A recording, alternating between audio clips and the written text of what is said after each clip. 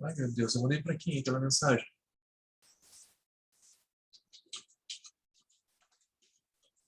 Você não é meu pai.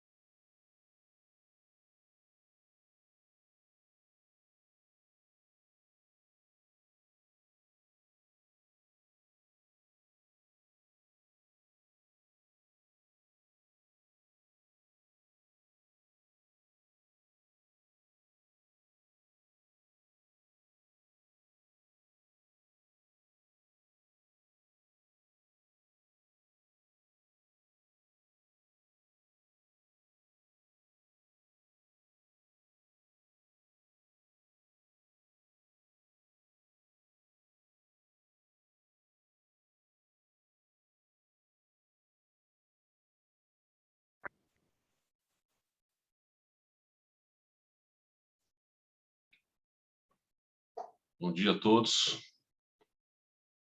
Vamos aguardar nosso convidado aí.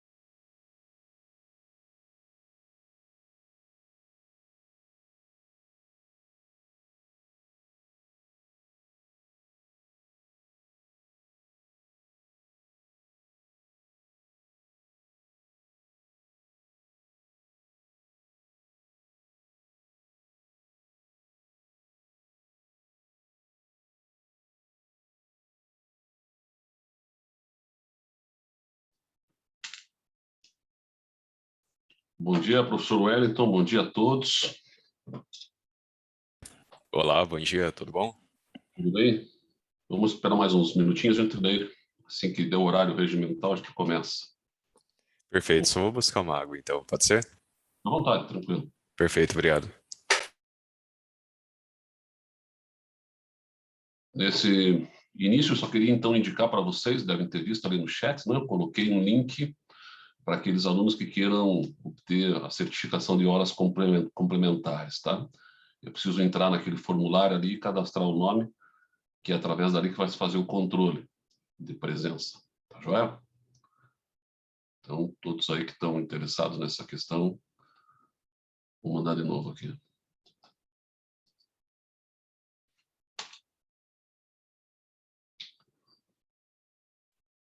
Acho que cada um que entra não tem acesso, né, ao que estava de comentários anteriores, é isso, será?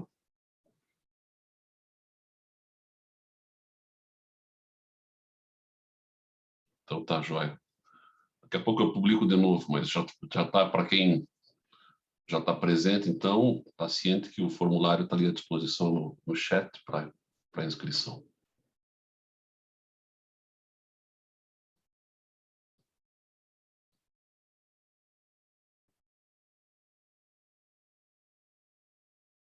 Daqui a pouco eu publico de novo.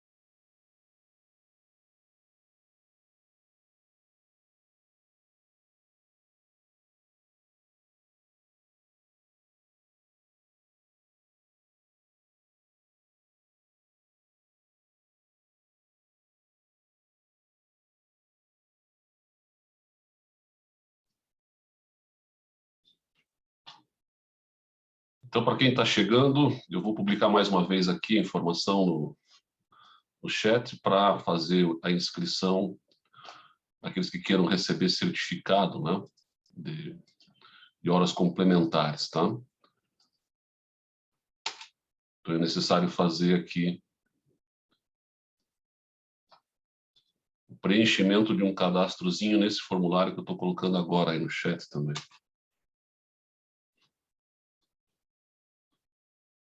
Eu acho que vamos iniciar, né, professor Wellington? Tá tudo certo? Tudo certo. Só eu acredito que não tenho ainda permissão para compartilhar a tela. Ah, eu vou arrumar isso aqui, pera um pouquinho. Uhum.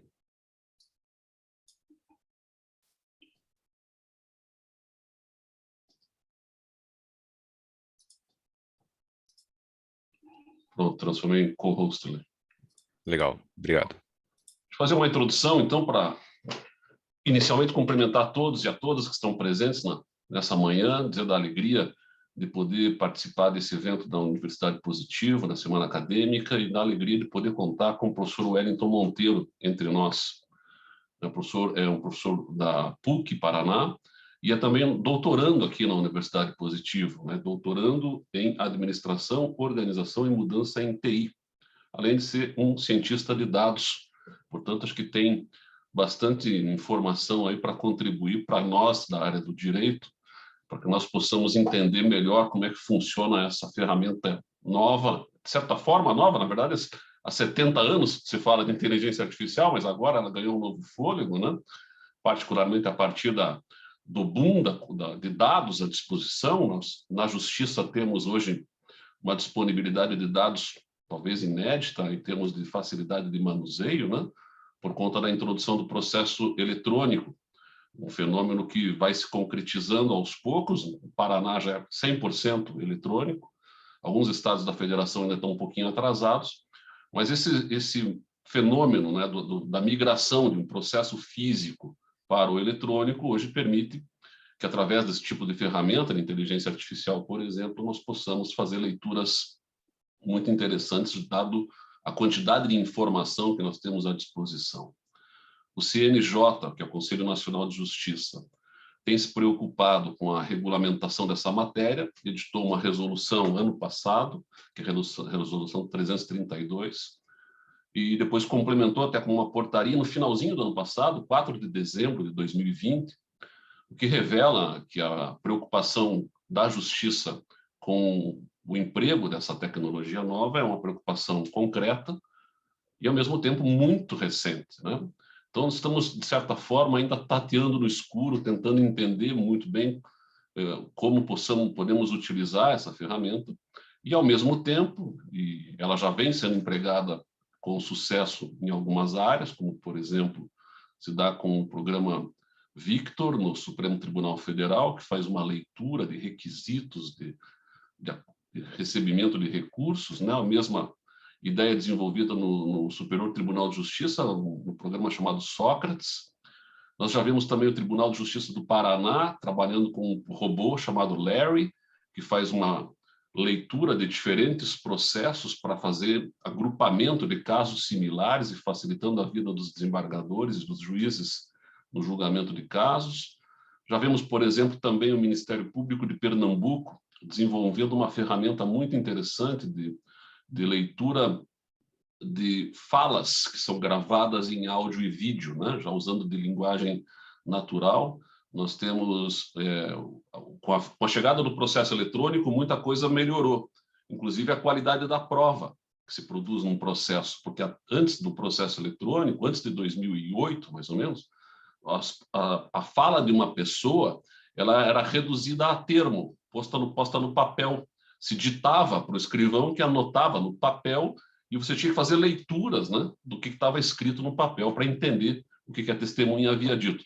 Com a gravação em áudio e vídeo, e com o avanço exponencial que nós experimentamos agora com a pandemia da Covid e a necessidade disso tudo ganhar um novo fôlego, né? Nós temos aí uma qualidade da prova hoje que é infinitamente superior, porque, afinal de contas, eu visualizo o que a pessoa está falando, né? Eu ouço e vejo o gestual, inclusive. Mas, por outro lado, dificultou bastante a valoração dessa prova, que é feita em momento posterior, onde eu tenho que, então, reouvir o que disse a testemunha para, às vezes, achar uma frase que me interessa. Num processo com 15, 20, 30 testemunhas, ou nos casos da Lava Jato, por exemplo, que só de testemunha de defesa, me lembro do Lula, tinha 76 testemunhas no mesmo processo. Para você lembrar de uma frase que foi dita por uma testemunha num determinado momento, você teria que perder tempo reouvindo, né, todas aquelas 76 testemunhas para achar a frase que te interessa.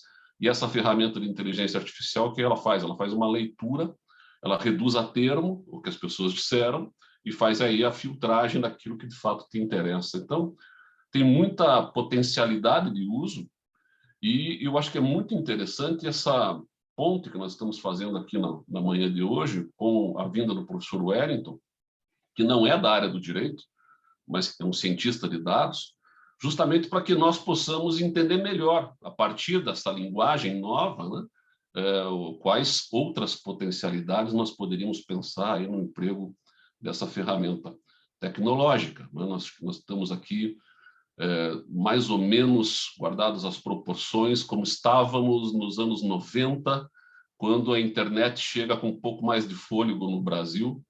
E lá nos anos 90, eu me lembro de entender a internet como uma ferramenta para comunicação no estilo WhatsApp hoje, ou no estilo da época, mandando e-mail. Ah, legal, mas é para isso que serve a internet? Para mandar e-mail? Pô, a gente sabe hoje que a internet serve para praticamente tudo na nossa vida, né?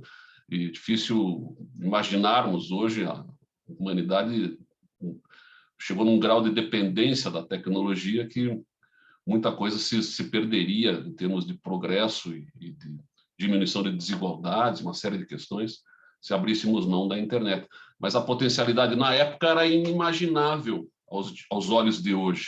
Acho que, guardadas as proporções, é mais ou menos a ideia da inteligência artificial.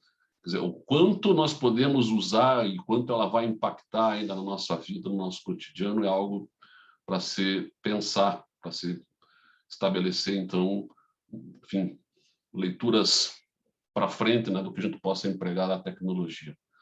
E a nossa grande dificuldade qual é? justamente fazer essa conversa com alguém que é da área da tecnologia, né? Nós, infelizmente, na área do direito, somos muito tradicionais, muito apegados assim a uma linguagem autorreferente, muitas vezes, né? E nós precisamos hoje fazer essa ponte de comunicação com os profissionais que trabalham com tecnologia, com, enfim, engenheiros do conhecimento, se é que dá para dizer assim, né? E por isso a alegria de poder contar com a presença do professor Wellington Monteiro aqui entre nós. Eu tenho certeza que sairemos daqui entendendo melhor essa ferramenta e com um olhar diferente daquilo que chegamos na compreensão da potencialidade de utilização da inteligência artificial. Então, professor Wellington, seja muito bem-vindo entre nós. Fique à vontade, se o quiser compartilhar a sua tela, está à disposição. A palavra é sua, estamos aqui para ouvi-lo. Muito obrigado. Primeira pergunta, acredito que já estão enxergando o PowerPoint, correto? Já, tudo certo. Perfeito. Naturalmente não tenho toda a boa comunicação do professor Rodrigo, então terei uma informalidade, né, um pouco maior, mas justamente, né, como bem comentou, até acredito que é a própria parte da formação. Naturalmente não vou ficar apresentando um monte de equação matemática e afins, porque daí é outro extremo também, né? Eu acho que é legal a gente ter uma conversa, não necessariamente no sentido de vamos saber quais são todos os algoritmos que existem, ou quais são todas as possibilidades, porque, como eu falei, é um extremo, né? Mas o que eu acho que é muito legal é a gente entender muito as aplicações, né, os usos disso, e servindo como se fosse um intermédio aqui na comunicação. Então, não indo tanto para um extremo de inteligência artificial, de programação, e também não indo no extremo, né, da área do direito. Como, né, o professor Rodrigo bem comentou, eu também sou professor na PUC Paraná, dos cursos de TI, cursos que envolvem aí inteligência artificial. Trabalho mais de 10 anos na área de TI em específico, né, tanto aí mais na área privada, então, tanto em projetos internacionais, em ciência de dados, na inteligência artificial. Hoje, eu atuo como líder de ciência de dados na área privada, né? Então, enfim, empresas aí na área da agricultura. Também, né, eu atuo com 2 doutorados diferentes ao mesmo tempo. Confesso que não sei como que eu consigo fazer isso ao mesmo tempo, né, dada aí a complexidade.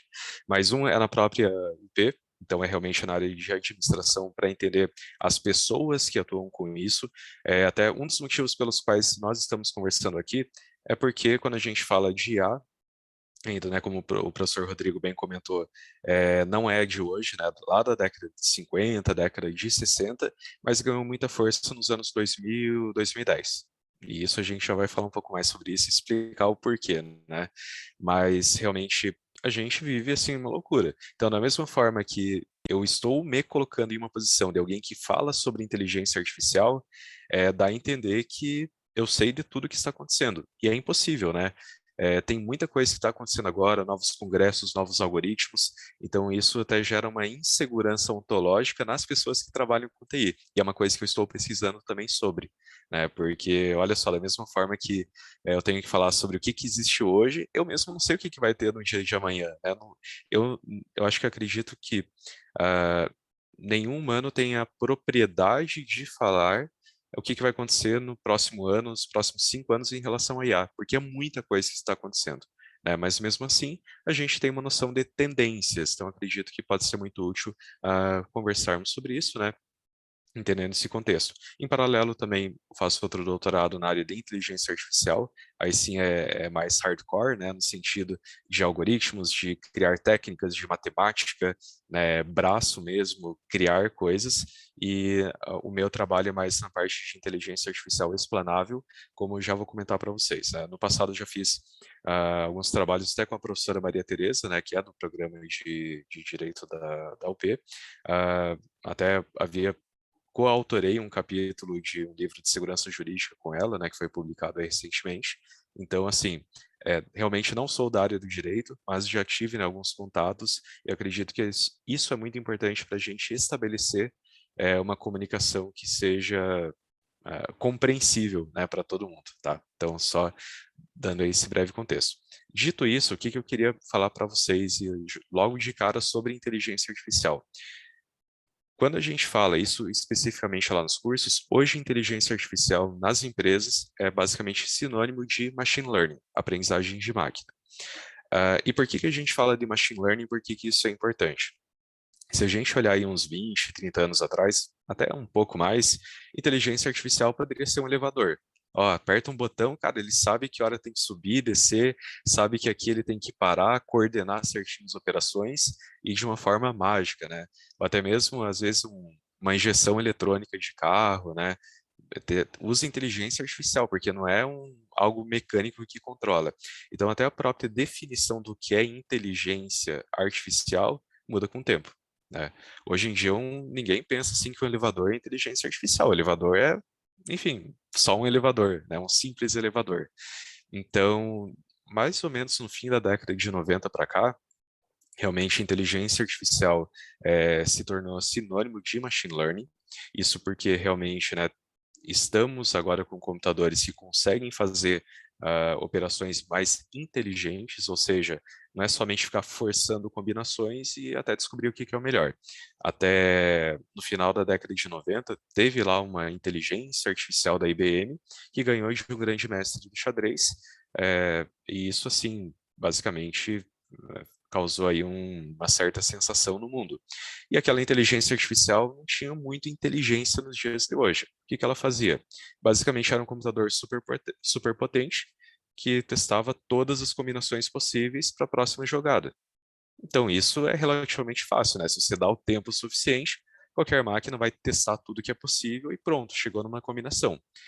Se isso é realmente inteligente ou não, na compreensão de hoje é que talvez não seja realmente inteligente. Então, hoje existem outros algoritmos. Pega, por exemplo, uma árvore de decisão, pega aí até que usa uma base de estatística, algoritmos que usam realmente equações matemáticas ou até mesmo bases que vêm lá da genética, da evolução mesmo, para descobrir qual que é a melhor alternativa.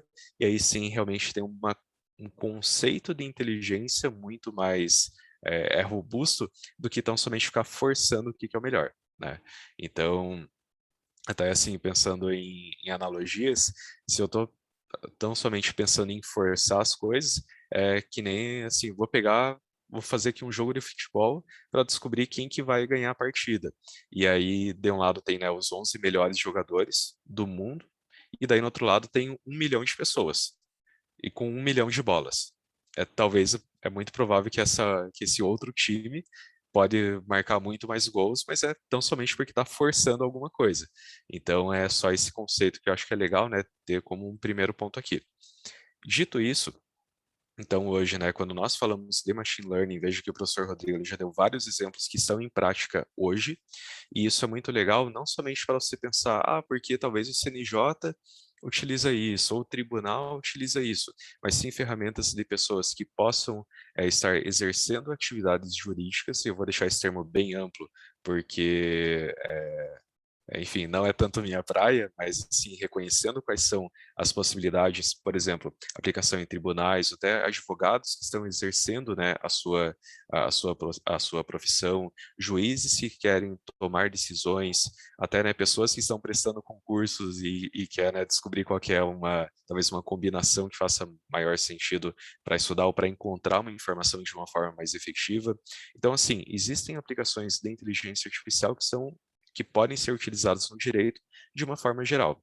Quando a gente fala de aprendizagem supervisionada, imagina um Excel. Eu sei que nem todo mundo gosta de Excel, né? Muitas pessoas até preferiram ir para a área do direito justamente para fugir do Excel, mas realmente acaba sendo algo útil hoje. Vamos pensar assim em um caso simples, tá? Um advogado ele possui talvez ele está acompanhando 100 diferentes processos e cada processo tem N informações. Então, vou ter lá dados das partes, eu vou ter talvez valores, vou ter até endereços, enfim, tenho, se não me engano, classe, tem algumas informações, eu lembro do tempo que eu pegava informações do Projude. Então, assim, existem algumas informações que estão nos processos. Se eu quero ver como que todos esses dados estão organizados, se eu quero fazer uma lista, eu pressuponho que eu tenho uma planilha do Excel para fazer o controle. Quando eu tenho, por exemplo, grandes empresas que atuam, né, com com consultores, com escritórios que fazem, né, esse trabalho na área jurídica também, seja contencioso ou, né, outras áreas, também tem lá o bendito do Excel, né, fazendo o controle de todas as informações que estão trabalhando. Então, se eu tenho lá um Excel e eu tenho uma coluna que eu quero prever, então imagina lá que tem uma coluninha chamada ganhou ou perdeu, isso no histórico, né? Ganhou ou perdeu a ação, ou o valor da ação, ou ainda, né, qual que é a classe correta para aquele processo em específico. Então, tudo isso a gente consegue utilizar machine learning para treinar algoritmos para prever isso. Eu consigo, então, prever para novos casos o valor da causa, se vai ganhar ou vai perder, qual seria a classe correta até para atribuir, né, nas filas corretas lá no sistema. Então, ou até mesmo qual seria o melhor advogado que dentro de um grande escritório para atuar naquele processo que tem mais chance de ganhar. Então, assim, quando, novamente, eu tenho uma coluna e eu sei o que eu quero prever, eu tenho aquela informação histórica, e se possível, o máximo histórico possível, então aqui é um ótimo caso de machine learning. Já existem aí sistemas que a gente consegue desenvolver, eu digo isso porque eu já desenvolvi também, em que é justamente isso. Cara, eu tenho uma grande base, né? Eu tenho, por exemplo, 30 mil, 40 mil, 50 mil processos. O que eu consigo prever aqui de informação? Seja o valor, né? Seja se, como eu falei, a causa vai estar ganha ou não. E isso pode dar muita ajuda no futuro. E isso vai de encontro com uma nova técnica. Isso, quando eu falo nova, é de 2020 para cá, tá? Que é o Explainable AI, que eu também já vou comentar um pouco mais. Mas assim, imagine que então você, né, é um advogado, um juiz, e consumiu aquela informação. Um algoritmo falou para você, essa causa aqui, né, você vai perder. Você pensa assim, como que eu vou perder? Eu estudei tantos anos, eu sei tanto sobre isso. Cara, eu, né, tentei aqui fechar todas as possíveis pontas soltas. Como que vai perder? Eu sou bom, eu vou ganhar esse negócio. Da onde? Daí chega lá e você perde. Então, esse tipo de algoritmo, ele te ajuda a explicar como que ele tomou a decisão. E aí isso pode te ajudar muito na questão de segurança, na questão de confiança.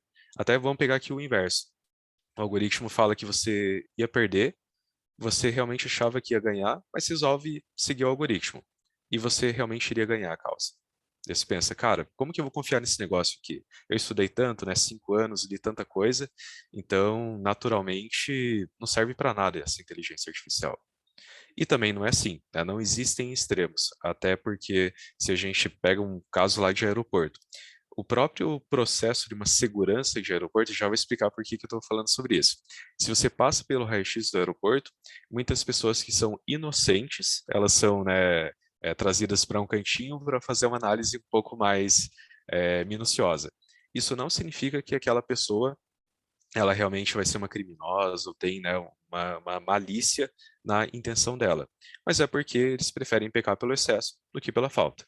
E na vida real, nenhum algoritmo também é 100% perfeito, nenhum processo é 100% perfeito. Quando eu falo processo, é fora do campo do jurídico, tá? Então, assim, processo do aeroporto, né? O processo de passar as pessoas o screening, né?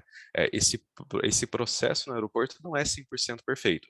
Se nada na vida real é 100% perfeito ou previsível, por que um algoritmo vai acertar 100% das vezes? Não acontece isso, né? Então, quando a gente começa a trabalhar com inteligência artificial explanável, falar assim, olha, o algoritmo ele prevê que você vai perder a causa com 70% de certeza e o que mais levou à tomada de decisão foi o juiz ser fulano, o mês ser outubro, talvez a quantidade de partes serem 5. Então, tudo isso daí já te dá como posso dizer, uma confiança a mais para saber como que o algoritmo, né, chegou naquela decisão. Então, se nós estamos falando nesse sentido, daqui tem duas opções. Ou você pensa, puxa, realmente faz sentido, né, quando combina essas coisas, é como se fosse uma tempestade perfeita e vai perder a causa. Ou se você não acredita naquilo, pode ser que seja um problema na base de dados, que você não tenha fornecido aquele Excel que eu falei inicialmente, ele não esteja tão perfeitinho, né, sejam necessários.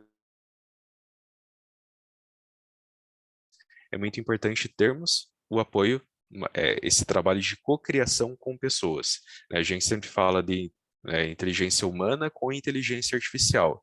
Então, não é somente confiar no algoritmo, ou confiar no cientista de dados. Eu não quero jamais, vamos supor aqui, tá? Eu estou trabalhando com o professor Rodrigo, ele tem uma grande base de dados, ele gostaria de aplicar inteligência artificial naquilo. O mundo ideal não seria ele chegar assim e falar, tá aqui o Excel, se vira, você que sabe de ciência de dados, gera alguma coisa para mim. Isso não é legal. É legal a gente trabalhar em conjunto, sempre. Então, veja, que é a pessoa, né, que tem uma experiência na área do direito com um cientista de dados. Eu chego assim, professor Rodrigo, eu descobri aqui que tem causas que o valor é negativo. Tá certo isso? Ele pode falar que sim ou pode falar que não. E ainda a gente pode ver junto como que podemos tratar aquela informação.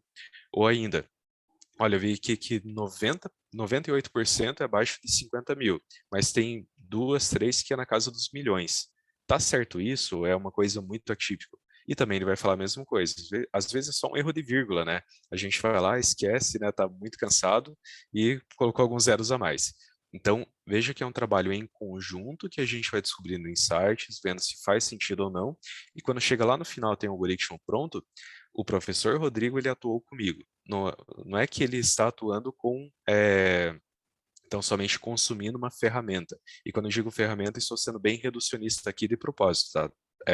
No sentido de ele só vai consumir isso se está legal, beleza, se não estiver também vai jogar para um canto e já era. Não é exatamente esse o ponto. E sim de criar em conjunto para ele também colocar a inteligência dele dentro do algoritmo para que a gente possa automatizar processos, ter insights, enfim, até colocar um pouco dessa inteligência humana no processo. Então, por isso que é bem importante esse ponto.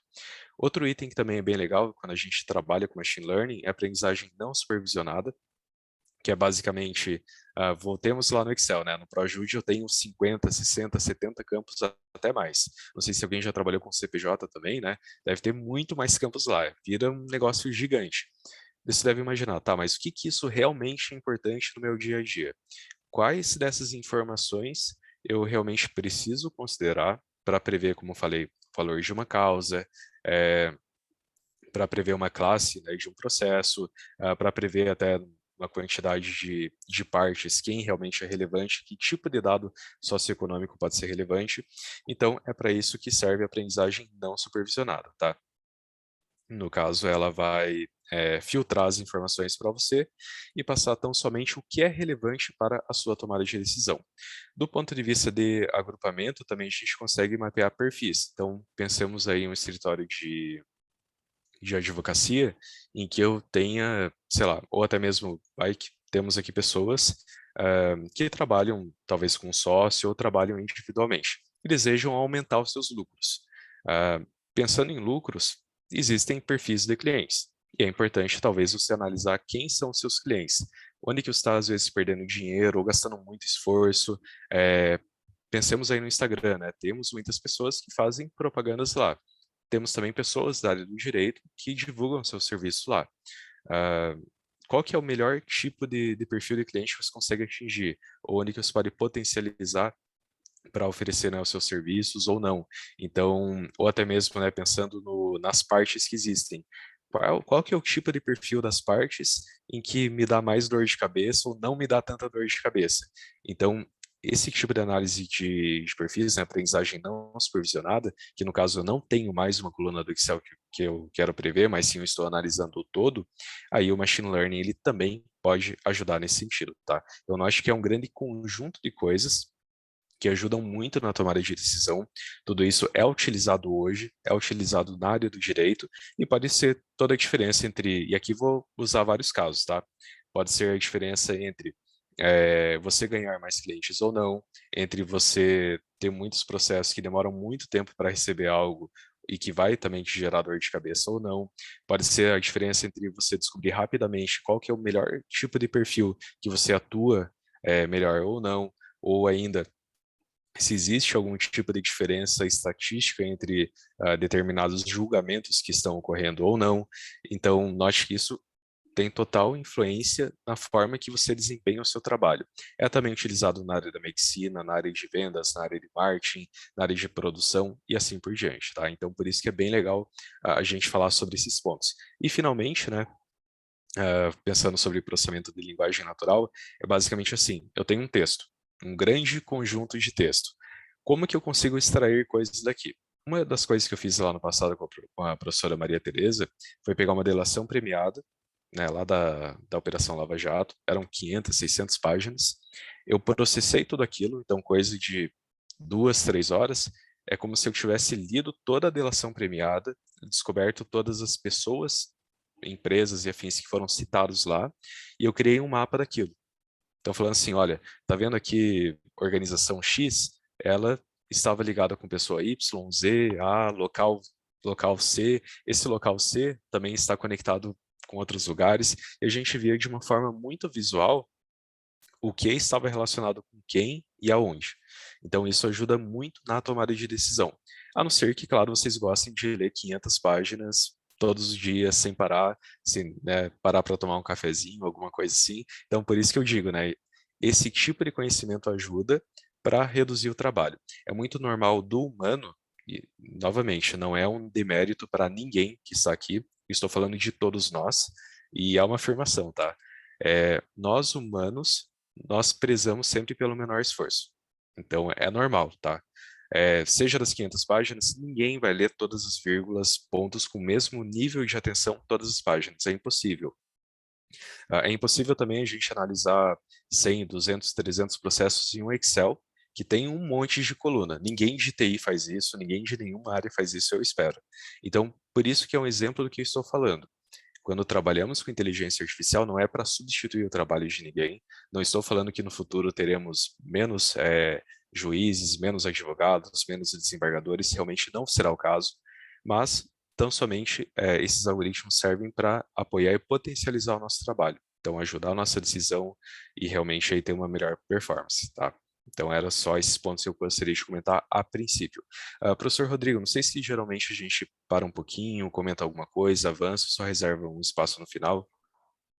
Eu acho que você pode fazer a tua exposição e no final a gente abre Ok, para perguntas, para debate. Se alguém quiser fazer alguma pergunta, já pode ir colocando no chat ali, que depois a gente faz o complemento. perfeito, então. Então, assim, eu resolvi passar um bom tempo aqui.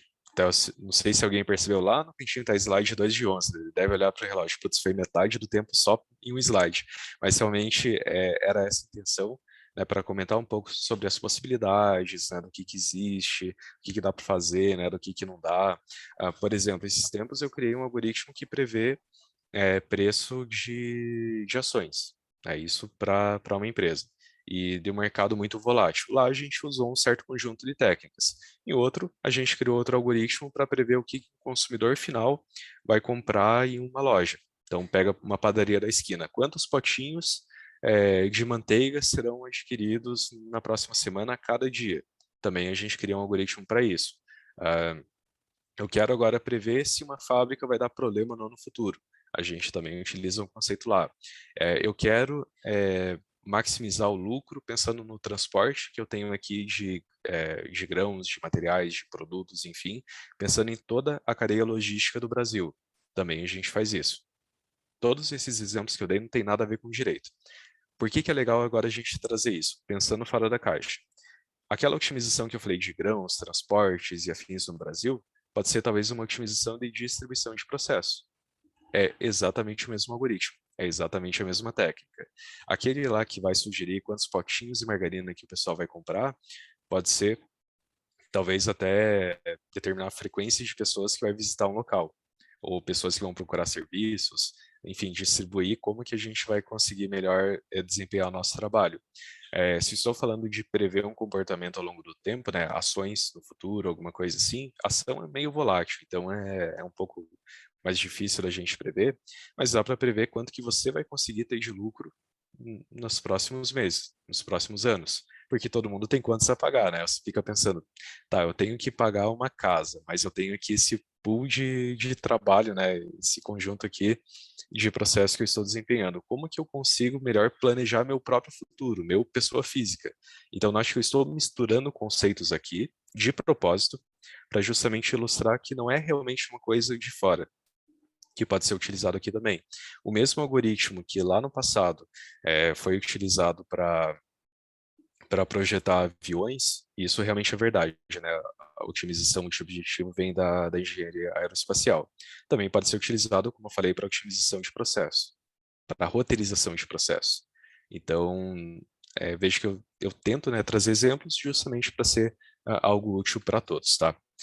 Isso aqui é o que eu havia comentado anteriormente sobre a Explainable AI. Como eu falei, é um negócio muito novo e eu entendo que é muito útil mesmo na área do direito.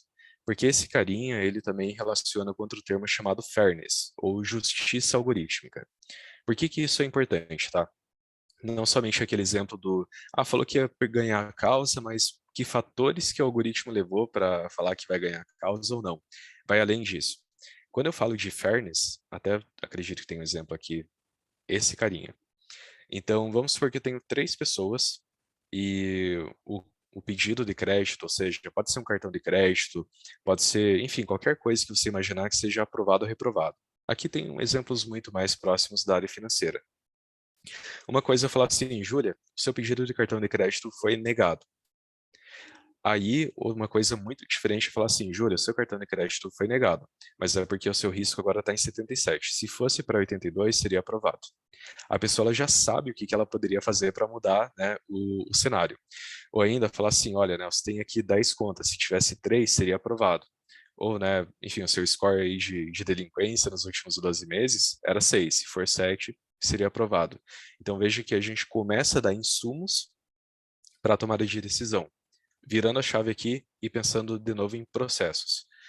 Olha, uma causa, ou causas, né? Uma causa, ela foi perdida, ou o algoritmo está prevendo que foi perdida. Para que o algoritmo pudesse entender que a causa ela pudesse ser ganha com um certo grau de confiabilidade, você teria que mudar talvez o número de partes de 3 para 5.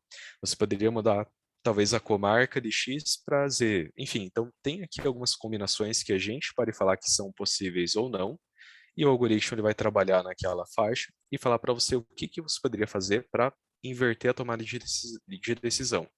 O que eu poderia fazer para o valor da causa para não ser 20 mil, para ser 50 mil, e realmente continuar como uma causa ganha. O algoritmo também vai olhar tudo o que aconteceu no passado e falar para você, olha, a seguinte combinação aqui é possível para que essa tomada de decisão ela dê certo, para que você consiga ter uma decisão que seja mais confiável, e isso naturalmente pode ajudar muito, né, a sua orientação para o futuro. Outro exemplo também que é bem legal, ainda nessa parte de Explainable AI. Esse aqui é um exemplo de uma frase, tá, que você pode ver na parte superior. Deixa eu ver se eu tenho um pointer. Aqui não tem um botãozinho de pointer, mas tudo bem. Note que aqui eu tenho um texto, né, uma frase, que tem o nome de uma pessoa, tem uma organização e uma data. O nome disso é extração de entidades. Então, eu consigo, por exemplo, extrair nomes, consigo extrair lugares, datas, objetos, tudo que eu entender que é interessante no meu escopo de trabalho, eu consigo treinar o algoritmo. Pega também um exemplo vou aqui pegar exemplo de comércios, tá? Vai que eu tenho aqui em Curitiba, né, um texto falando ao mesmo tempo da cidade de Colombo e uma loja chamada Colombo. Nós conseguimos treinar o algoritmo para ele detectar ambas as coisas. Lembre-se, ambos começam com letra maiúscula, tem uma grafia parecida, mas, quer dizer, uma grafia igual, e eu consigo treinar um algoritmo para entender se o Colombo que ele está se referindo naquele contexto, e aqui eu entendo que o termo contexto é muito importante, tá?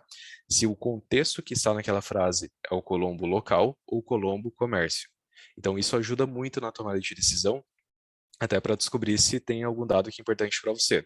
Você está trabalhando com bancos, você deseja procurar no Diário Oficial todas as vezes em que um CNPJ, né, do banco que você está monitorando, ele é listado. Também tem como fazer dessa forma aqui. Eu preciso, no Diário Oficial, encontrar todas as vezes em que é citado alguma coisa do meu interesse, seja uma lei, seja, né, um conjunto de itens que são do meu interesse, um conjunto de lugares que são do meu interesse, de nomes e afins. Então, também é possível de fazer dessa forma. Então, você não precisa ler todo o Diário Oficial para encontrar essa informação. A gente sabe que no próprio PDF tem uma ferramenta de busca, mas às vezes essa ferramenta de busca não pega todas as informações. Então, por isso que é importante esse tipo de algoritmo, tá? Ou até mesmo, eu posso ter um texto que é escaneado, o próprio caso da delação premiada que eu comentei anteriormente, assim, era escaneado, todo mundo assinou em cima, alguém rabiscou alguma coisa, foi um risco de caneta, uma sujeirinha de café, e daí já não consigo pesquisar nada. Com os algoritmos aqui a gente conseguiu. Então, por isso que é legal, né, mostrar essa informação. Até porque eu não sei muito como que é o processo, mas entendo que a delação ela é homologada. Então, o PDF que a gente acessa, ele não é o PDF original, é justamente escaneado por isso. Então, por isso que esse tipo de algoritmo ajuda muito. No exemplo aqui embaixo, você pode ver também como que ele toma decisão em cima de textos. Tá, um texto lá ele é bom, é ruim, né, o pessoal tá feliz, não tá? Essa grande linha aqui em vermelho e azul, como se fosse um cabo de guerra, você pode ver que o algoritmo ele vai tomando a decisão se é algo positivo ou negativo. Então, tem termos que ele realmente puxa do ponto de vista positivo ou negativo, até no final ele chegar numa única decisão. Então, por isso, também esse tipo de aplicação pode ser muito interessante, tá? Para a tomada de decisão. Esse daqui, à esquerda, é outro exemplo. No caso, isso que foi para, salvo engano meu, para prever valor de venda de casas nos Estados Unidos. Então, qual que é o valor aqui para venda de uma casa, pensando na área, quantidade de quartos, o bairro que está localizado, o índice de criminalidade naquele bairro. Então, tudo isso é levado em consideração até chegar em um único valor. Então, você pode ver que tem vários fatores aqui que vão puxando para frente, para trás, para frente, para trás, até chegar em um único resultado. Imagine que aqui eu não estou mais falando do LSTAT, RM, NOx, eu estou falando posso falar de causas, de processos, e que as características do processo. A comarca é Curitiba, vai lá para cima. O juiz é fulano, vai para trás. A classe é Y, vai para frente, até chegar em uma única decisão.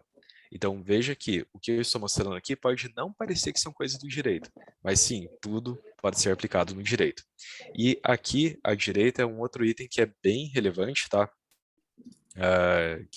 Que é associado à justiça algorítmica.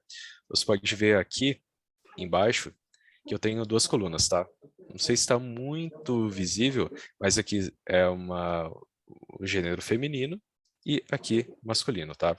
Eu também peço, né, perdão, porque eu confesso que não sei se é o termo correto me referir com o gênero aqui. Então, né, novamente, peço perdão por esse breve apontamento. Mas, enfim, eu tenho duas colunas, uma que é feminino e outra masculino, e eu preciso prever, melhor, eu estou analisando um algoritmo. Veja que a minha base de dados eu tenho muito menos pessoas, né, que se identificam como mulheres do que homens. Você pode ver que aqui a proporção ela é bem menor.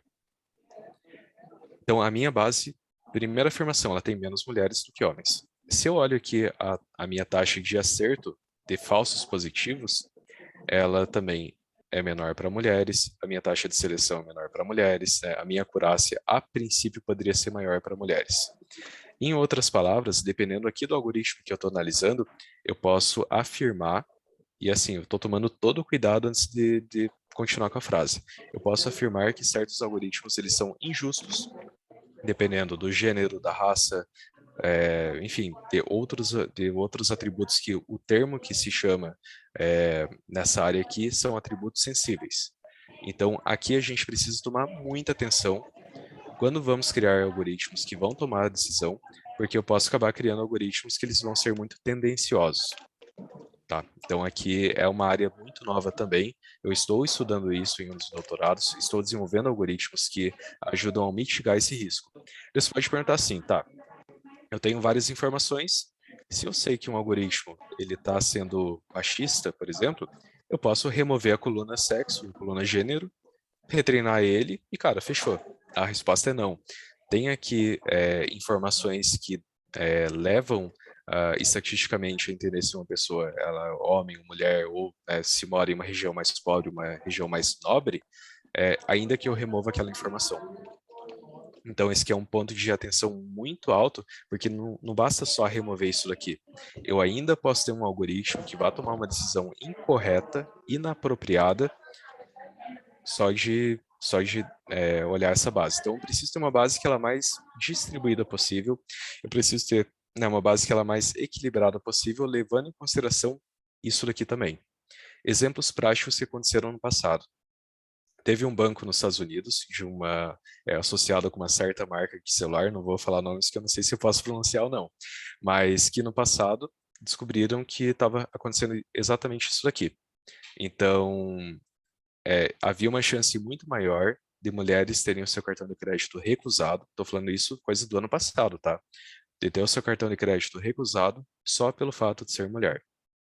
E assim, aqui eu não estou falando de conversa de Twitter, nada do tipo, tá? É realmente o algoritmo, ele falava que o fato de ser mulher reduzia, ou melhor, aumentava o risco de receber um cartão de crédito, e por isso recusava. Isso acontecia também, até com outros casos de mais da justiça criminal nos Estados Unidos, em que pessoas que não eram caucasianas, o algoritmo falava que tinha um risco maior para retornar para a sociedade e ficavam por isso mais tempo na cadeia. Então, assim, isso aconteceu também, né? Existem bases de dados, a Compass é um exemplo dela, em que isso realmente acontece. Então, posso ter bases de dados que são desequilibradas e vai levar a uma decisão desequilibrada. Novamente, tá? Aqui estou com o meu crachá de cientista de dados, não é uma discussão sobre talvez a justiça social, sobre a base de dados estar incorreta ou uma discussão do ponto de vista qualitativo. Eu estou falando que os algoritmos aprenderam em base disso. E como que eu resolveria? Por isso que é legal que ele trabalha a quatro mãos. Eu chamo o professor Rodrigo e falo assim, professor Rodrigo, você pode atuar, por exemplo, na área, sei lá, do Tribunal de Justiça do Paraná. E você me deu uma base de dados. Essa base de dados, ela está confiável? Ela está bem distribuída? Eu acho que não é somente eu que tenho a responsabilidade de arrumar esse problema aqui. É o professor Rodrigo que tem que atuar comigo, porque ele tem toda a experiência do direito, né? Ele consegue enxergar esses vieses em que talvez eu não consiga. Então, por isso que é um trabalho em conjunto, tá? Então, eu acho que esse aqui é um ponto super importante da gente também levar em consideração. Avançando aqui, esse aqui é só uma explicação sobre um projeto de ciência de dados, o passo a passo de uma forma bem geral. Então, note que, primeiro ponto, a gente tem que entender o que nós queremos prever. Aqui, de novo, vou emprestar no exemplo do professor Rodrigo. Ele quer prever o valor de causa para novos processos, né, o que vai acontecer no futuro. Beleza, então a gente já sabe o que nós queremos prever. O que machine learning consegue prever. Não pode ser uma coisa assim muito etérea, muito em aberto, né? Aquela coisa assim, quero aumentar minhas vendas, eu quero aumentar minha acurácia, tá? Mas do quê? Em cima de qual base de dados? Olhando para onde? Então é importante ter bem o pé no chão, saber o que você gostaria de uma forma bem tangível, né, para que a gente consiga atuar em cima da base de dados. Sabendo qual que é o problema, a gente precisa saber qual que é a base de dados que dá para resolver isso. Existe uma base, você tem ela na mão, eu tenho que baixar todo o ProJude para saber isso. Eu entendo que nem com a atualização do desembargador dá, porque lá no ProJude até tem N campos diferentes, eu acredito que ninguém vai querer dar essa informação. Então, assim, você tem esse volume de dados em mãos, dá para trabalhar com isso que você tem? Se você tiver, beleza. Se você não tiver, a gente volta aqui para entender o que conseguimos adaptar pensando no que você hoje tem disponível em mãos. Tem a base de dados, dá para avançar? Aqui que a gente desenhei muito mal agora. A gente consegue preparar a base de dados. Essa preparação ela vai demorar até 80% do tempo em conjunto com o modeling. E o que é isso? O que é essa preparação da base de dados?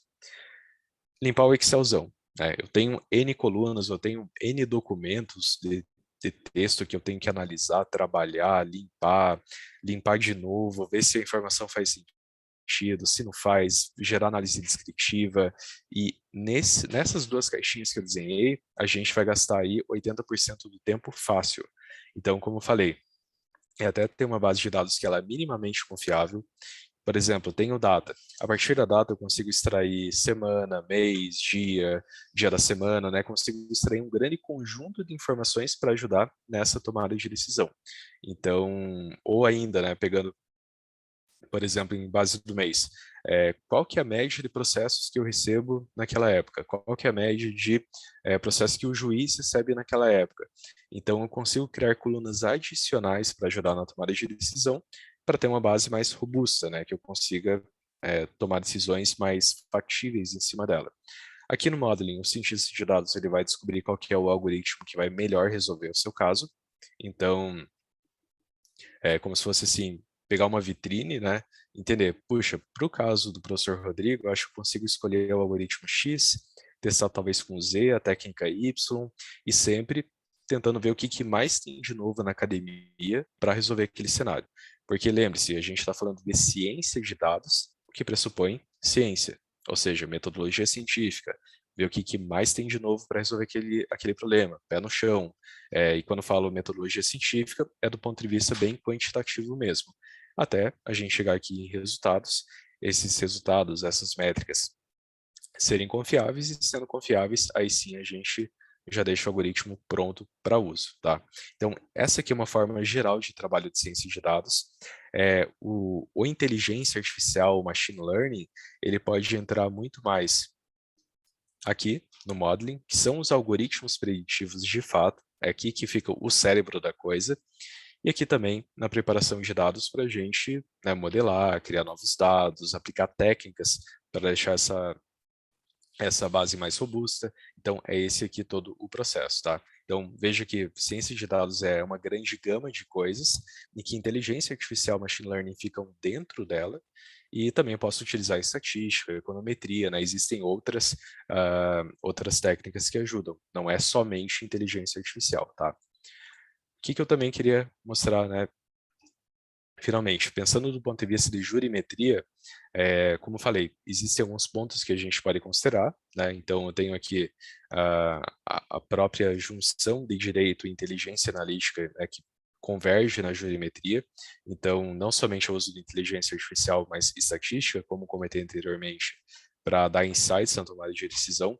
Então, isso pressupõe BI, né, pressupõe visualização de dados, mas também inclui toda aquela preocupação com justiça algorítmica que comentei anteriormente. Tem outros usos que também a gente pode utilizar em jurimetria, né, que é, como eu falei, detecção de fraudes, previsão, até preparação de leis, em que eu tenho que entender, ok, qual seria o comportamento no futuro se eu aplicasse uma lei de uma determinada forma. Então, são estudos que também olham para o futuro para ver se aquilo que a gente modelou, né, faz sentido ou não. Note que também eu coloquei dois termos aqui que são bem importantes, primeiro que é classificação e outro que é regressão, que vai exatamente de encontro, né, com o que eu comentei lá atrás, que são esses tipos aqui de algoritmos, regressão e classificação. Então, quando eu pego inteligência artificial e jurimetria, eu junto todas as coisas aqui, né, então vejam que os assuntos eles vão se convergindo, não é que são temas completamente diferentes, não. Aí eles vão como se fossem diferentes peças, né, de Lego que vão se encaixando até virar um todo. Isso aqui é um exemplo de visualização, né? O nome dessa solução aqui é o Dash. Então, você pode ver que ele está cruzando, por exemplo, expectativa de vida, né? PIB, enfim, vários fatores que são específicos de países, mas aqui eu também poderia trabalhar da área do direito, com a sua própria base de dados. E quando eu falo sua, eu vou deixar bem amplo, não vou mais ficar falando de ganho de causa, processo e afins, porque direito é muito mais do que isso, né? Então, você pode pegar outras bases de dados e também cruzar de uma forma que seja mais amigável para você tomar decisão. Esse aqui também é outro exemplo, né, que a gente faz com trabalhos de ciência de dados, o nome disso é profiling, né, ou profiling, que é uma parte de uma análise exploratória de dados, e é isso que eu faço no meu dia a dia. Puxa, o professor Rodrigo deu para mim lá um Excel gigantesco. Eu vou analisar, chamar ele de novo e falar, olha, foi isso que eu encontrei de relacionamentos, né? Eu estou mapeando um histograma, né? Estou vendo o comportamento dos dados, já vi que tem uns dados bem extremos, outros bem baixos, outros nem tanto. Faz sentido aqui esses valores ou não, né? Então, tudo isso pode ser bem útil, como eu falei, na tomada de decisão, tá? Então, enfim, acredito que era isso que eu tinha aqui para comentar. Como eu falei, fiquem à vontade para entrar em contato comigo depois, né? Eu também estou no LinkedIn, também, né, desenvolvo aí algoritmos, então até se você tem algum problema específico, que deseja uma ajuda, né, quer ver como que poderia aplicar a inteligência artificial nisso, fico muito feliz em ajudar, né, realmente, porque eu vejo que na área do direito, nós conseguimos sim aplicar muitas técnicas, pode ser algo muito útil para a tomada de decisão, mas é pouco explorado. E por que isso? Muitos cientistas de dados eles estão trabalhando na área financeira ou na indústria. Então, e também temos poucos cientistas de dados que que conseguem conversar em termos não algorítmicos, que conseguem falar assim, olha, encontrei tal coisa, né? Olha, eu vi que tem uma tendência de acontecer isso, ao invés de mostrar só um histograma. Eu sei que quando eu falei histograma, deixei metade aqui já com o cabelo em pé. Então, vejo que também tem um desafio de comunicação. Não é somente falar assim, vou chamar um cientista de dados aí, ele vai gerar uma IA e é isso aí, vou ganhar muito dinheiro e vou comprar um monte de Porsche, né? Não é isso. É realmente ter uma boa, saber comunicar, e isso é nas duas pontas, né? Encontrar um cientista de dados que consiga conversar com você, entender o tipo de desafio do direito, né? Saber todos, não diria todos os termos, mas a forma básica, né, de conseguir comunicar, de saber o que é uma parte, né? Saber o que é um valor de causa, né? Saber o que é uma comarca, uma classe, onde encontrar isso lá no site do CNJ.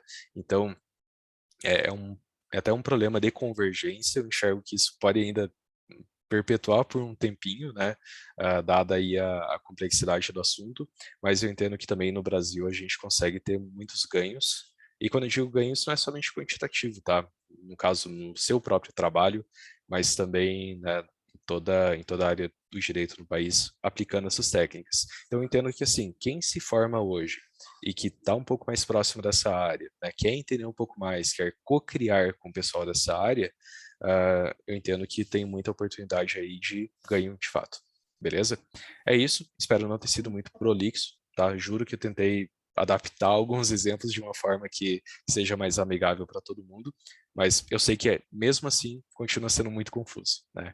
E se é confuso para vocês, imagina para mim que tem que ler artigo científico, que tem lá um monte de equação matemática, negócio que nunca vi na vida, mas mesmo assim é muito apaixonante trabalhar nessa área também. Beleza?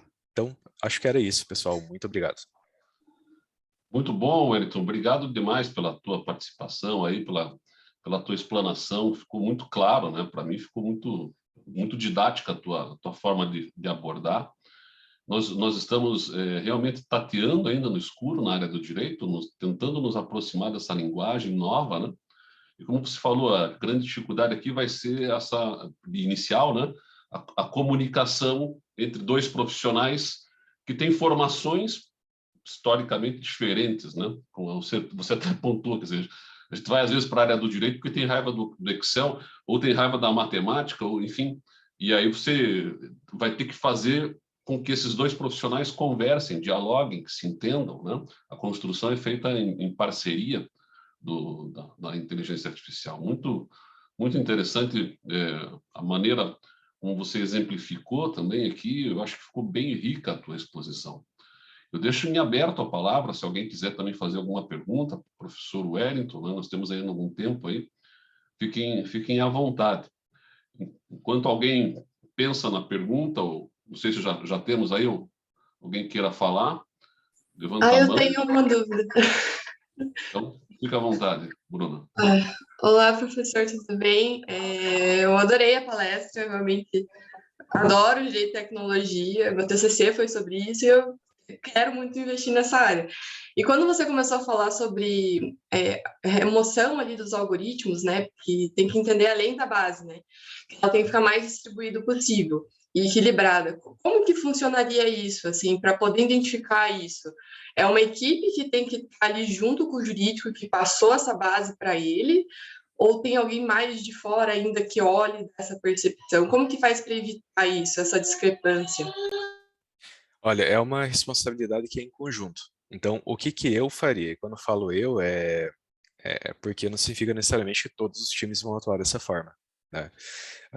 Eu vou pegar a base e falar assim, olha, eu descobri que não tá assim equalizada no campo sexo, por exemplo, né? Não tem, existe algum problema estar desequilibrado? Se isso gerar um ponto de atenção, aí a gente tem, né, outras técnicas, tanto de undersampling, que é o nome, ou oversampling, para gerar ou reduzir a quantidade de casos. Então, se, por exemplo, eu tenho 10 mil mulheres e 50 mil homens, eu posso baixar para 10 mil mulheres e 10 mil homens, que aí fica equilibrado, mas eu vou perder muita informação dos outros 40 mil homens, que vai que tem alguns casos lá que são interessantes também, mas eu também eu posso gerar 40 mil mulheres sintéticas, né, que daí vira 50 mil com 50 mil, e aí fica equilibrado. Gerando mais casos, na grande maioria das vezes é muito melhor para a gente ter aí algoritmos que têm uma acurácia maior. Porque se eu removo aqueles 40 mil, eu vou acabar perdendo muitas combinações que são importantes. Inteligência artificial, ela pressupõe reconhecimento de padrões. Então, imagina assim, padrão de idade com local, com comarca. E a gente pensa, né? Quanto mais colunas eu tenho, mais combinações eu vou ter. Então, também, quanto mais eu reduzo essas combinações, essas linhas, mais perigoso fica. Então, é complexo, tá? Mas, resumidamente, eu aplicaria o oversampling. Ah, ok, entendi. Muito obrigada. E agora eu queria só... Não sei se eu posso fazer mais uma pergunta, professor Rodrigo. Claro, fica à vontade. Assim, uma pergunta pessoal mesmo. Como que você conseguiu fazer essa conversa com o pessoal do direito? Assim, porque eu vejo, muitas vezes a gente tem uma visão muito negativa, né, da aplicação, vão tomar nossos empregos e tudo mais. Como que você conseguiu pessoalmente fazer essa ligação e ter essa harmonia para poder tirar os dados, deixar eles mais fidedignos possíveis, para poder auxiliar, assim? Tá, eu vou pedir o perdão, ao professor Rodrigo e não ir assim num termo mais glamuroso, honroso do trabalho do direito, né? Eu vou falar do trabalho como um todo. Eu acho que assim, 99% das pessoas não gostam de trabalhar, né? A galera gosta de ganhar um dinheirinho e gostando de fazer algo para ganhar o dinheiro. É isso. Né? Então, se todo mundo pudesse aí ficar lá na praia, né, ou ganhar na Mega Sena, acho que todo mundo preferiria essa opção. Dito isso, é, eu acho interessante o trabalho que a gente desenvolve na área de inteligência artificial. As pessoas precisam entender não é que é para remover o seu salário, e sim para que você ganhe mais dinheiro. Então, acho que essa é uma boa percepção. Então, por isso que eu pedi, né, desculpa, para ir mais na área do dinheiro mesmo. Não é que a ideia é vamos criar um algoritmo de IA para abandonar um curso de direito, para nunca mais existirem advogados e tudo ser via código, porque não existe. Vocês sabem, né? Eu acho que todo mundo que está aqui sabe muito mais do que eu, que nenhuma decisão ela deveria ser totalmente por algoritmo. Né? Humanos precisam olhar muito bem o que está acontecendo, analisar o contexto para tomar uma decisão. Eu entendo que ter juízes algoritmos não seria nada legal aí para a gente, né? Isso pensando em todo o contexto do direito. Então, por isso que eu penso, né? Quando trabalhamos com pessoas especificamente do direito, é entender que quando eu quero desenvolver um algoritmo, é para duas coisas. Para eu ganhar um dinheirinho para mim, né? Porque assim, eu vejo que tem uma boa visibilidade, uma boa aplicação no direito, e se eu sou uma das pessoas que está desenvolvendo o algoritmo, quer dizer, um dos pioneiros nessa área, a minha chance de ganhar mais dinheiro no Brasil é maior, né? Sendo bem honesto aqui com todo mundo. E também para você. Se eu desenvolvo um algoritmo e você é uma das pioneiras, seja no seu ramo de atuação específico em Curitiba ou, enfim, qualquer região, você também vai ganhar mais dinheiro. Todo mundo fica feliz, não fica? Você não perde o emprego, não perco o meu, tá todo mundo de joinha, e ninguém de outras áreas também perde dinheiro. Então, é isso aí. Muito obrigada, maravilha. Tem muito preconceito hoje, né? Esse medo, vou perder o meu espaço, né? Vão tirar o lugar do estagiário, do assessor. Acho que não é por aí a coisa, né? Acho que nós temos condição de fazer o casamento e usar essa tecnologia para acelerar os processos. Vou dar um exemplo que me ocorreu agora também do Ministério Público de Pernambuco. O pacote anticrime, todo mundo ouviu falar aí, né? Que veio no finalzinho de 2019 e entrou em vigor. Começo de 2020, ele trouxe uma novidade em termos de lei, pelo menos, para o direito brasileiro, que é o chamado Acordo de Não Persecução Penal. O Acordo de Não Persecução Penal é uma forma de eu compor com o sujeito ali que está sendo investigado na prática de um crime e não processá-lo criminalmente, fazendo uma composição com ele assumindo culpa, tal, resolvendo o caso por acordo. É quase aquela ideia do plea bargaining norte-americano, mas, enfim, um espaço de negociação. Só que, para fazer isso, eu tenho que ter a observância de uma série de requisitos. Para fazer a análise desses requisitos, toma muito tempo. Você tem que fazer pesquisas em outros órgãos públicos quanto a antecedentes criminais, você tem que fazer casamento de informação e tal. Então, o que o Ministério Público de Pernambuco está fazendo? Ele está criando uma ferramenta de inteligência artificial que está sendo desenvolvida, já está bem avançado, já vi funcionar, que faz com que eu tenha, assim, quadrinhos na tela do computador, que eu alimente esse programa com as informações que eu preciso ali do caso concreto, e ele faz a busca sozinho de todos esses dados, e aquilo que eu levaria, sem nenhum exagero, 4, 5 horas para talvez conseguir a informação, quem sabe nem conseguir, ele me resolve em 30 segundos. Então, isso num volume de serviço, né? Com a chegada do juiz das garantias, que é uma outra novidade também, vai haver um fenômeno nas capitais, por exemplo, de concentração de inquéritos policiais em determinadas varas. Você vai ter volumes muito grandes de casos para trabalhar, saber qual caso que eu posso fazer o acordo, qual caso que eu não posso fazer o acordo, e a ferramenta da inteligência artificial vai proporcionar essa leitura. E isso para dar um exemplo que me ocorreu agora. Sem que isso tire necessariamente o humano da análise final, porque chega num determinado ponto do programa e diz assim, ó, eu fiz essa leitura aqui, agora eu preciso que você, que está aí do outro lado da tela, né, você, ser humano, me diga qual caminho você vai seguir. O processo decisório não é retirado da mão do ser humano e nem deve ser, né? Toda a orientação, inclusive, hoje, nas cartas éticas europeias que organizam, tudo muito recente, hein? De 2018, 19 para cá, né? As cartas éticas europeias, a própria resolução do CNJ, que é do ano passado, a proposta que nós temos hoje de regulamentação de um conjunto de orientações éticas na implementação da inteligência artificial no Brasil, elas levam em conta muito fortemente essa coisa do humano, da presença do humano como fator de processo decisório final. Então, acho que nós não vamos perder empregos, nós vamos ganhar uma nova dinâmica, né? As coisas vão se reorganizar dentro de outros patamares, né? E vai ser muito importante que o profissional do direito saiba a linguagem da tecnologia. Ninguém quer ninguém vai exigir que um profissional de direito saiba fazer uma construção de um algoritmo. Isso quem vai fazer é o cientista de dados, aí é o engenheiro do conhecimento. Mas eu tenho que ter pelo menos a capacidade de entender algumas terminologias para poder conversar. O diálogo vai ser essencial, né? Então, tanto o profissional que vai atuar na área do direito, como o Wellington, por exemplo, ele vai ter que ter algum domínio de alguns conceitos, como o Wellington já mostrou que tem aqui nessa nossa conversa, quando ele falou em projude e tal. Você veja, ele não é da área do direito, mas ele já está familiarizado com algumas, né, situações que nós acabamos usando aqui. E o mesmo fenômeno, a mesma expertise vai ser exigida do profissional de direito. Nós vamos ter que nos aproximar cada vez mais desses campos do conhecimento. Aquele que tenha o domínio do jurídico e tenha a condição de dialogar, né, com o profissional da engenharia do conhecimento, acho que vai ter um campo de atuação aí bastante interessante, né, no futuro a médio e longo prazo aí no país. Mais alguém queira fazer observações, perguntas? Não sei qual é o teu tempo aí, Wellington, de disponibilidade.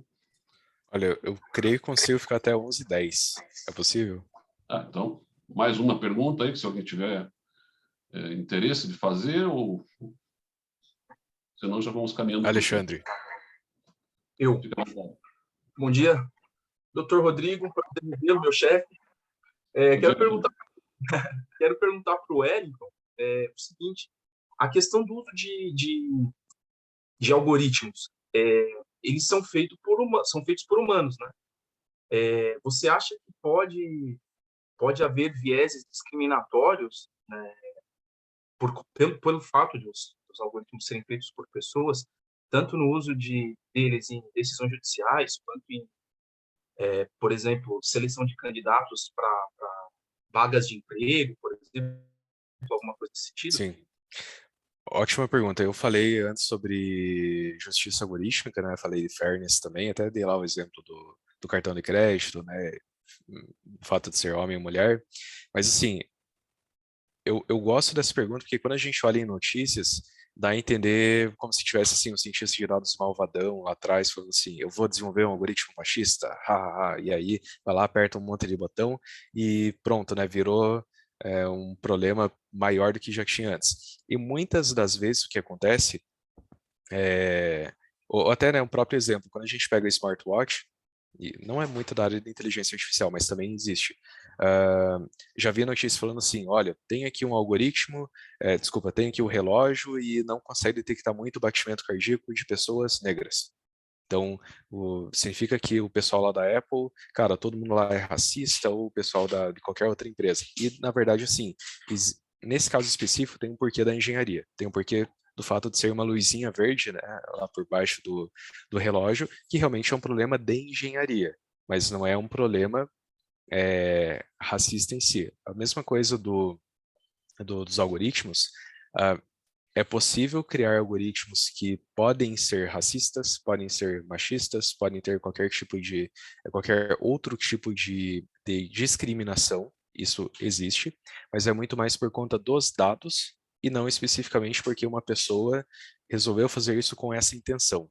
Não sei se é algo filosófico assim, mas tem um negócio chamado lâmina de Hellman que eu gosto de seguir, que é mais ou menos assim: não atribua a malícia aquilo que pode ser atribuído à ignorância. E realmente pode ser algo muito nesse sentido. Pega lá a base de dados. Cara, vai que alguém exportou todos os dados do Projude e filtrando especificamente em caso da justiça criminal, e muitas pessoas são da periferia.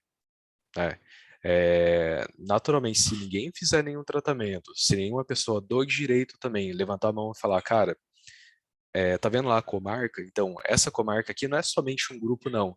Quando vai para a comarca de região metropolitana, há uma tendência muito maior de casos que são de periferia, de crimes nesse sentido, né, que são de pessoas especificamente da periferia. Se não tiver nenhuma pessoa falando isso, levantando a mão para um cientista de dados ou trabalhando em conjunto, vai gerar um algoritmo discriminatório também.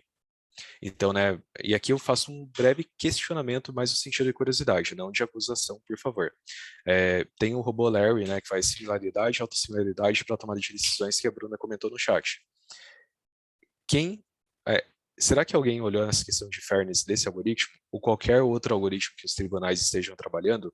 Tem alguém estudando isso, por sinal? Que existem várias métricas de fairness. Eu tenho um artigo que eu publiquei recentemente, tem várias métricas que olham para isso. Uma métrica quantitativa, ela pode falar que um algoritmo está sendo machista, outro não.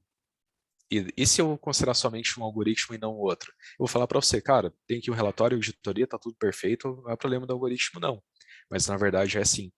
Então, assim, é um ótimo questionamento. É aquela coisa que dá para ter assim, discussões enormes sobre isso, pesquisas realmente enormes sobre isso. O próprio professor Rodrigo comentou das leis na Europa, né? Essa questão de fairness, de abrir a caixa preta dos algoritmos, é uma preocupação que vem da GDPR, que, se não me engano, a LGPD se inspirou na GDPR lá da União Europeia, e é justamente para tentar resolver, ajudar a tentar responder esse tipo de coisa. Mas sim, tem que ter uma pessoa em cima atuando. E sim, é muito possível de acontecer. Porque, como você falou, algoritmos são feitos em bases de dados reais. Não é que um humano, como eu falei, foi lá todo malvadão e quis fazer na base da maldade. Mas sim que pode ser que ele, por pura ignorância, não olhou aquela informação. Ou, da mesma forma, vou remover então a coluna comarca, mas que outros atributos em conjunto indicam que aquela pessoa é da periferia ou não. Por exemplo, desde agora eu não falei que eu, na verdade, venho lá do Fazenda Rio Grande, né, de uma rua sem saída, e, cara, minha mãe, ela é cobradora de ônibus aí, meu pai é vigilante. E aí? Eu não sou... Então, tipo, eu também venho de lá, mas se eu não falar sobre isso, pode ser que tenha outras informações sobre mim que indiquem a mesma coisa. Então, enfim, é uma pergunta bem interessante, sabe? Tá certo, obrigado, Wellington. Valeu. Maravilha. Podemos mais uma? Acho que o Jonas está com a mão levantada. Última aí. Aí finalizamos aí com o Jonas, então. Bom dia, professor. Eu sou o Jonas, estou no meu primeiro semestre de Direito. Eu fiquei com a dúvida sobre quando se vai fazer essa programação. O pessoal da tecnologia, eles se envolvem, eles convidam pessoas que entendam mesmo de direito, que são as partes realmente interessadas, pessoas de pensamentos diferentes para discutir esse tipo de programação, porque você sabe programar ali, mas as regras do direito em si, a Constituição, quem conhece são os juristas, os advogados. Para formar esse tipo de programação, são convidados várias pessoas diferentes, para que tenham ideias diferentes, e assim a programação acaba entrando no nível assim com muito pouco erro. Boa pergunta. Vou falar do dia a dia da firma, né? Bom português aí, bater cartão, né? Ir lá no bandejão, reclamar da comida, isso aí. Se eu estou fazendo um algoritmo para o pessoal do jurídico, eu tenho que quem vai consumir é o pessoal do jurídico. Quem vai validar o trabalho é o pessoal do jurídico. Então, o pessoal do jurídico precisa estar envolvido desde o começo. Seria muita presunção da nossa parte querer construir alguma coisa sozinhos. E quando eu digo sozinhos, é dos dois lados. Tanto da área de TI, vou fazer um algoritmo que eu sei de inteligência artificial, esse pessoal aí do direito não sabe nada, é só mandar aí um Excel, resolve aqui, bata no peito e fica perfeito. Não vai ficar legal, não vai ficar nada legal. Tenho que ter esse trabalho em conjunto. E a recíproca também é verdadeira.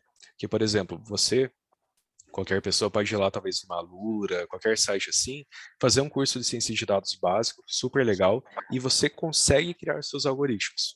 Mas será que o seu algoritmo será com a melhor técnica possível? Será com a melhor acurácia possível?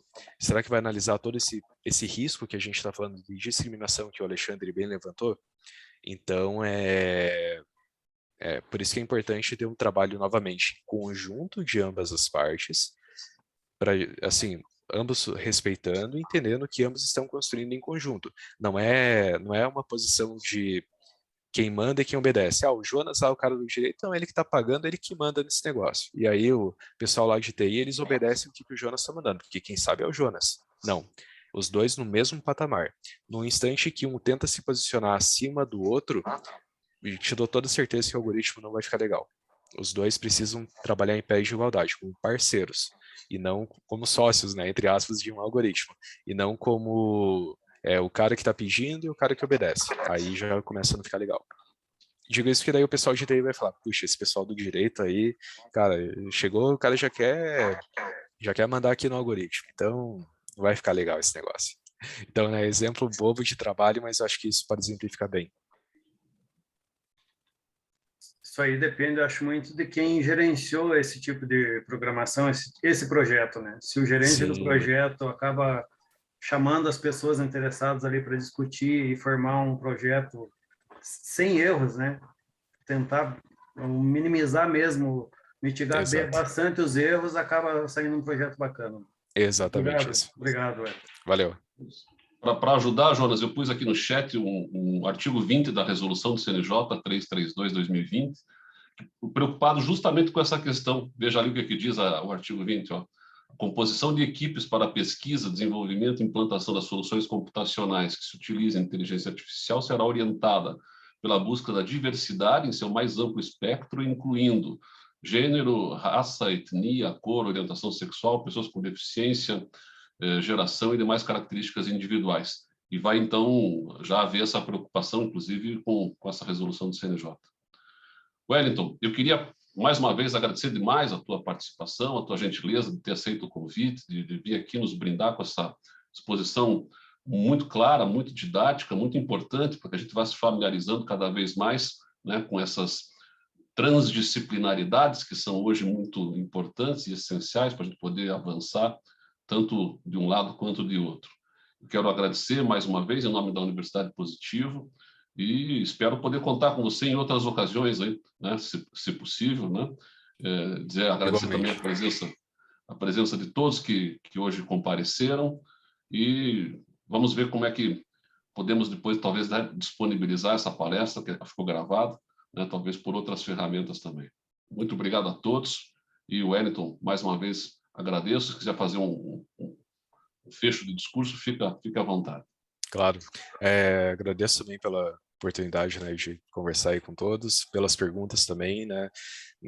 Juro que tentei, principalmente pensando no pessoal da graduação, não ser aquele assunto chato, né, que assim tem que falar por falar e aquela coisa, tô aqui só pelas horas complementares, que eu sei que algumas pessoas estão e não tem nem pelo menos eu vejo que a princípio não tem nenhum problema nisso, mas que se você está aqui pelas horas, pelo menos eu possa trazer um pouco de conhecimento para você, né? Que possa realmente ser útil para você lá no futuro, como eu te falei, ajudar a ganhar dinheiros, né? Aí, então, realmente é isso.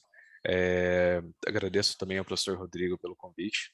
Fico aí à disposição de todo mundo, né? Se tiver qualquer dúvida, se encontrarem até, por exemplo, um tipo de atuação que entendam que é interessante desenvolver um algoritmo, saber como começar a desenvolver um trabalho em conjunto também, fico à disposição nesse sentido. E é isso. Mais uma vez aí, muito obrigado. E desculpe pelas informalidades, né? Eu sei que eu às vezes fui para um outro extremo que vocês estão acostumados, mas acho que às vezes é importante fazer essa breve quebra aí, beleza? Muito obrigado. Maravilha, obrigado. Um abraço para todos. Obrigado, Wellington.